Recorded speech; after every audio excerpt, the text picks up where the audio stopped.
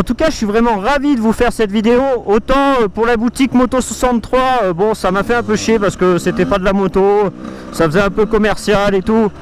Mais autant là, je me fais rudement plaisir de vous faire la vidéo. Ça pourrait durer des heures pour moi.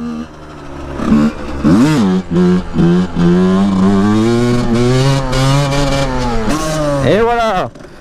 Vous voyez, bon là j'ai pris un peu de vitesse, donc du coup j'ai préféré freiner. Mais comme vous pouvez voir, on tient facilement le wheeling avec une 85. Il suffit de se pencher un peu en arrière, d'accélérer, et ça tient tout seul en mettant des petits coups de frein bien sûr, pour pas se retourner, parce que le point d'équilibre sur le 85, il faut savoir quelque chose, c'est qu'il est beaucoup moins loin que sur une grosse. Hormis le frein au guidon que je gère pas trop, un 85 ça se lève plutôt bien et c'est plutôt sympathique franchement. C'est-à-dire que pour lever un 85, il y a quelque chose. C'est qu'une moto, vous allez la lever pratiquement à l'équerre pour arriver sur l'équilibre. Le 85, vous serez un peu plus bas. Donc du coup, ça vous fait moins peur. En plus, vous avez juste à balancer votre corps en avant ou en arrière.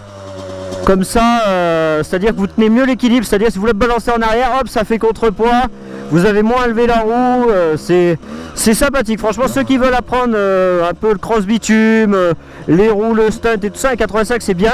En plus, si vous le faites dans un champ comme ça, c'est super bien parce que du coup, bah, si vous tombez pas à une grosse vitesse. Parce que moi, je tombe je suis en deuxième si je tombe là. Donc je me fais pas spécialement mal. Bon, je casse une bavette.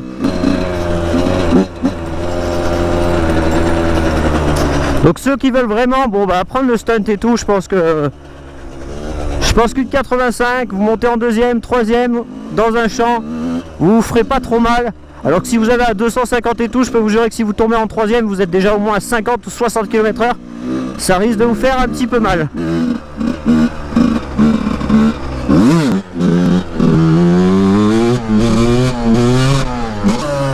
Hop là, oh. Vous voyez quand je vous dis qu'il faut freiner, en même temps là il est pas très long le champ, donc du coup pour faire des wheelings pas très simple. Mais là vous avez entendu, j'étais sur ce point d'équilibre juste un peu en dessous, j'accélérais un peu et c'est à ce moment là où il fallait que je joue du frein. On va mettre le petit appareil photo ici, allez. Ce que je me suis dit, c'est que quand j'étais en train d'installer le trépied pour l'appareil photo, l'autre jour, quand on a cassé la bavette, je vous disais qu'on a essayé de faire une bavette et on réussissait pas parce qu'il fallait vraiment être plus loin que le point d'équilibre et bien plus loin que quand on fait une bavette avec une grosse moto.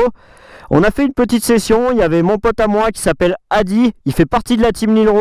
Bon, je ne vous l'ai pas encore présenté, mais ça va venir au fur et à mesure, de toute façon vous allez les voir. Et il reviendra très très souvent, Adi, parce qu'on a plusieurs projets à faire ensemble. Donc vous le verrez souvent, donc ça vous fera une petite occasion de le voir avant de futurs projets avec lui. Il fait quelques wheelings avec, bon il a le garde-boue arraché, mais ça vaut le coup parce que vous pouvez voir une personne plus grande que moi, un peu plus lourde, faire des wheelings et se dire que tout le monde peut prendre une 85 pour s'amuser et faire du stunt. Bon, mis à part que la bavette est arrachée, si vous voulez le pourrir en commentaire, allez-y, allez à fond, ça lui fera plaisir. Allez, bon allez, c'est parti, je vais aller vous faire quelques wheelings vus d'extérieur. Alors ces wheelings, ils seront vraiment approximatifs parce que d'une, je vais utiliser que le frein au guidon, je vais pas du tout utiliser le frein au pied parce que le tuto, il parle de ça, donc si j'utilise le frein au pied, ça sert à rien. En plus comme ça va m'entraîner parce que je suis pas très fort avec le frein au guidon. Si vous avez envie d'une vidéo plus typée cross bitume avec des wheelings bien hard, etc., ça sera pas là que vous allez le trouver. Par contre, si vous avez envie d'une vidéo comme ça avec Adi, déjà ça vous le fera connaître, il est déjà dans l'épisode Backlife Wheeling numéro 1. On vous fera avec plaisir une vidéo comme ça où on utilise la 85. Après il y en a beaucoup sur internet, donc ça serait faire déjà ce qui existe. Mais si vous avez envie, il n'y a pas de souci, on vous fait ça. Donc là ce que je vais faire, c'est que je vais essayer de lâcher la jambe en l'air pour bien vous faire voir qu'on peut faire quelques petites figures. Après je suis pas un stunter, je suis plutôt même mauvais en stunt. Donc je sais simplement faire des wheelings, la mettre en I, lâcher la main, une seule main, pas les deux. Donc voilà, je suis pas non plus un cador du wheeling. Bon allez, c'est parti. Je vais vous faire voir quelques wheelings. Allez hop. C'est bonus parce qu'au départ, je voulais pas faire de wheeling dans cette vidéo.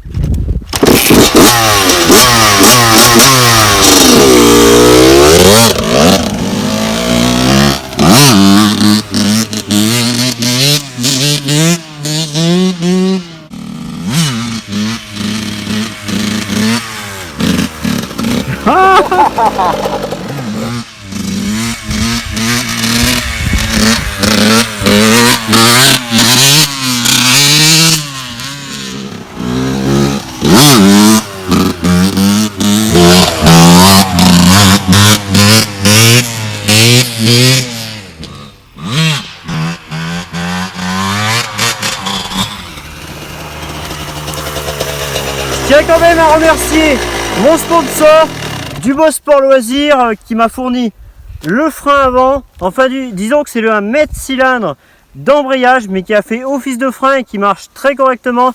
Chez lui, vous n'oubliez pas, avec le code promo pour les Husqvarna, pour les Sherco, et si vous voulez d'autres pièces pour n'importe quelle moto comme l'ARM, il faut appeler directement au numéro. Le code promo c'est Moto63, vous avez moins 10% sur tout. Et c'est plutôt pas mal. Et en plus, c'est quelqu'un de passionné qui vous renseignera avec plaisir.